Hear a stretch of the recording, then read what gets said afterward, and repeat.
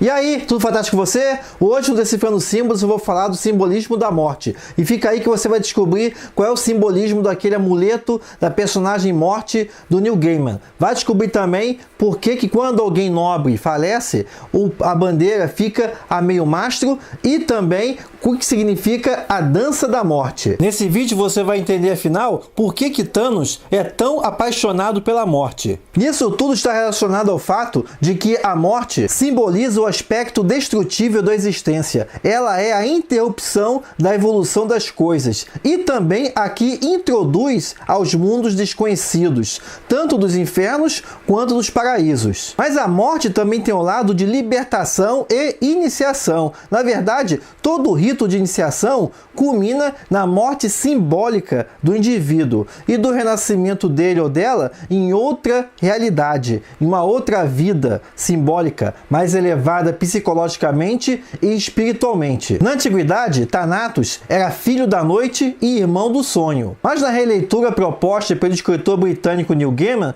nós vamos ver ele usando uma personagem feminina para simbolizar a morte, o que na verdade é muito conveniente se a gente pensar que a morte está além das convenções de gênero que regem a vida. E um dos elementos que mais chamou a atenção nessa personagem é a presença do amuleto Ankar, um antigo símbolo egípcio combinando a cruz tal do deus Osíris e a forma oval da deusa Ísis, fazendo com que o Ankar simbolize a vida. Esse era um símbolo de tanta presença na religiosidade egípcia que foi incorporada pela igreja copta cristã do Egito. O simbolismo geral da morte aparece também no arcano do número 13 no tarô, que não tem nem nome, como se o número por si só já carregasse seu significado. Aí que nós vamos ver a presença da figura do esqueleto com a foice, imagem que surge no século XV para representar a morte como a igualizadora, sendo a foice o elemento que ceifa as ilusões do mundo. Essa imagem do esqueleto tem papel central no Dia dos Mortos do México, quando os mexicanos acendem velas nos cemitérios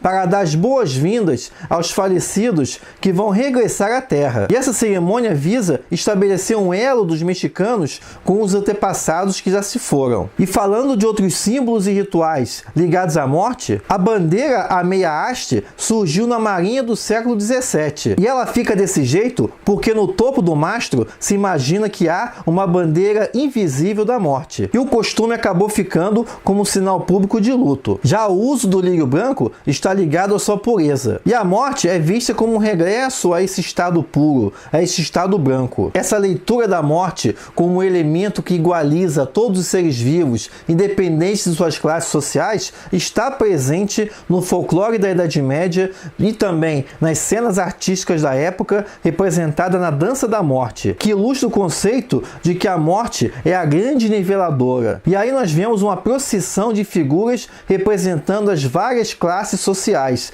desde o Papa até o camponês. Ligada a essa dança da morte, uma outra crença medieval dizia que os mortos se levantavam à meia-noite para dançar no cemitério. Sendo um fenômeno da vida, a morte está presente em todas as culturas, em todas as épocas da história humana, servindo de matéria-prima para os escritores, não apenas da literatura fantástica, mas da literatura em geral. E a morte está em alta, como a gente pode ver nos filmes de super-heróis, como no recente Thor Ragnarok, onde a morte é representada pela deusa do subterrâneo da mitologia nórdica, a deusa Hela, e também na forma dos Vingadores Guerra Infinita, em que Thanos deseja destruir metade do universo como uma homenagem à sua amada, a morte. E se você gostou desse vídeo, não se esqueça de deixar sua curtida, assine o canal, compartilhe o vídeo e o canal com outras pessoas que você sabe como você curte fantasia gótica e ficção científica. E mais um recado, nessa sexta-feira